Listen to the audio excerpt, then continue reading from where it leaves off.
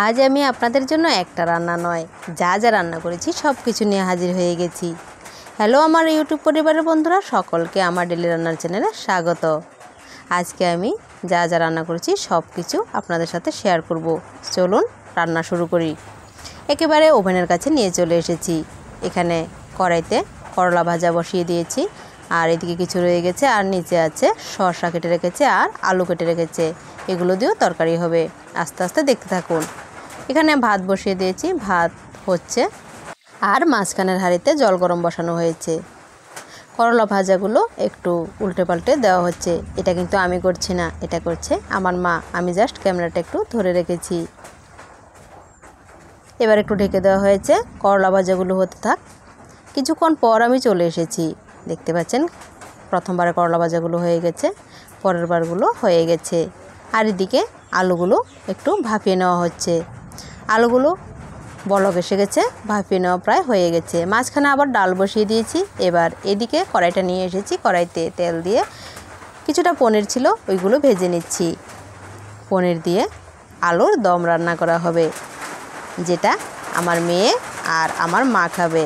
আর যদি কেউ খেতে চায় খাবে, কারণ আমার মা মাছ, মাংস, পেঁয়াজ, রসুন কিছুই খান না।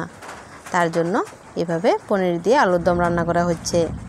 আর আমার মেয়ে পনির ভালোবাসে, তাই পনির তরকারি খাবে। এবার কড়াইতে দিয়ে দিলাম পরিমাণ মতো সর্ষের তেল, দিয়ে দিলাম একটা তেজপাতা, সাথে দিয়ে দিয়েছি 5 ফোড়ন দিয়েছি। এবার যেই আলুগুলো আমি ভাপিয়ে রেখেছি সেগুলো রান্না করে নেব। করলা ভাজাগুলো মা করে নিয়েছে, ভাতটাও মা রান্না করে নিয়েছে। এবার বাকি রান্নাগুলো আমি করছি। এবার কড়াইতে ফোড়নটা গরম হয়ে গেলে আলুগুলো দিয়ে দিচ্ছি। প্রথমে তেল ছিটকাবে এই ভয়ে একদম অল্প করে দিয়েছি, পরে সবগুলো দিয়ে দিয়েছি। এবার একটু হালকা হাতে নেড়ে চেড়ে নেব। এতে পরিমাণ মতো লবণ ও হলুদ অ্যাড করে দেব।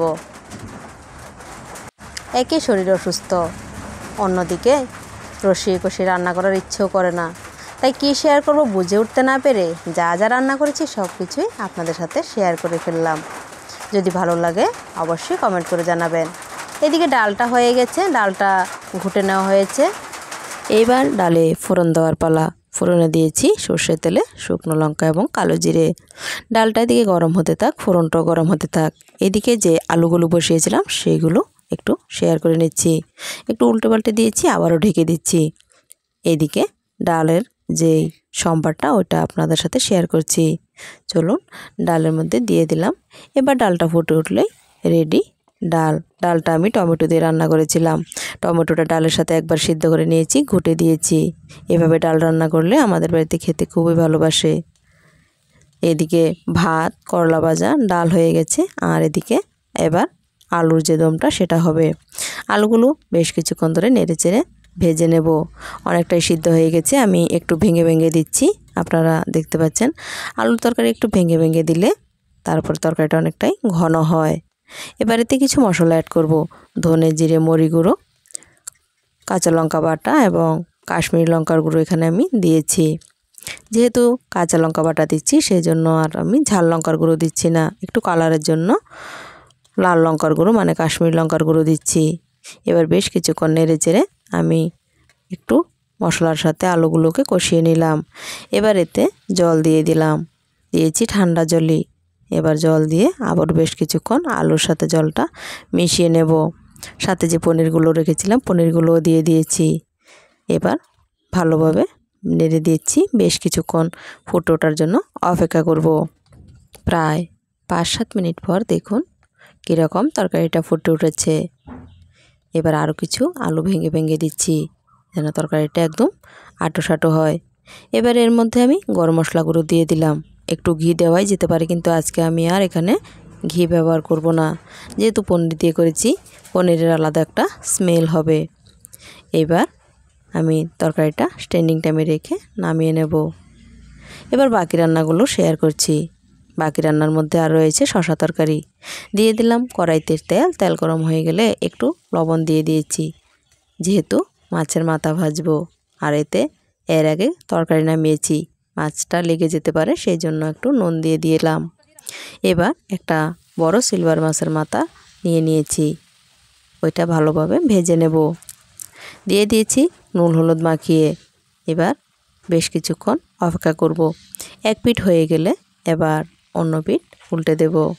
দেখতে পাচ্ছেন মাছের মাথাটা ভেজে নিচ্ছি, তারপরও কিন্তু কড়াইয়ের সাথে অনেকটাই লেগে যাচ্ছে। মাছের মাথাটা নামিয়ে নিয়েছি। এবার কড়াইতে যে তেল রয়েছে ওই তেলের মধ্যে দিয়ে দিয়েছি মেথি ফোড়ন। মেথি ফোড়ন দিয়ে আমি শসাগুলো দিয়ে দেব। একটু কম তেলে রান্না করার চেষ্টা করছি, কিন্তু হাতের ফেরে ওই বেশি তেলে পড়ে যাচ্ছে। তারপরও শসা তরকারিতে আর ইচ্ছে করেই তেল দিইনি। নুন ও হলুদ দিয়ে পরিমাণ মতো এবার শসাগুলোকে ভালোভাবে নেড়েচেড়ে নিচ্ছি। নেড়েচেড়ে বেশ কিছুক্ষণ ঢেকে ঢেকে রান্না করতে হবে। দিলাম ঢেকে। এবার বেশ কিছুক্ষণ পর আবার চলে এসেছি। দেখুন শসাগুলো একদম মজে গেছে, তারপরও একটু একটু শক্ত লাগছে। আরও বেশ কিছুক্ষণ আমি ঢেকে ঢেকে রান্না করব। এতে দিয়ে দিচ্ছি আমি ধনে জিরে মরি গুঁড়ো আর কাঁচা লঙ্কা বাটা দিয়ে এবার আবারও বেশ কিছুক্ষণ নেড়েচেড়ে নিচ্ছি। নেড়েচেড়ে নিয়ে আবারও ঢেকে দেব। আর একটু মজে গেলে তারপরে বাকি রান্নাটা করব। চলে এসেছি আরও কিছুক্ষণ পর। দেখুন অনেকটাই মজে গেছে। এবার আরও একটু ভালোভাবে নেড়ে নিচ্ছি। নেড়ে যে মাছের মাথাটা ভেজে রেখেছিলাম ওইটাই দিয়ে দিলাম। ওটা হালকা একটু ভেঙে দেব। হালকা একটু ভেঙে দিলে আর বাকিটা এমনিতে নাড়াচাড়া ভেঙে যাবে। এবার সব কিছু ভালোভাবে একসাথে নেড়ে চেড়ে নিচ্ছি। নেড়ে চেড়ে নিয়ে আরও একটু কিছুক্ষণের জন্য ঢেকে দিচ্ছি। 2-3 মিনিট ঢেকে দেওয়ার পর আবার চলে এলাম। এবার আর একটু উল্টে পাল্টে দেব। মাছের মাথার পুরোপুরি স্মেলটা তরকারিতে এবার উঠে গেছে। এবার আমি ঝোল দিয়ে দিলাম। এতে আমি ঠান্ডা জলই ব্যবহার করেছি। ঝোল দিয়ে এবার আবারও বেশ কিছুক্ষণ অপেক্ষা করার পালা। তরকারিটা ফুটে উঠবে। বেশ কিছুক্ষণ পর আবার চলে এসেছি। দেখুন তরকারিটা ফুটে উঠেছে। এবার আর কিছুক্ষণ জালে একটু ঝোলটা কমিয়ে নেব, তারপর আমি তরকারিটা নামিয়ে নেব।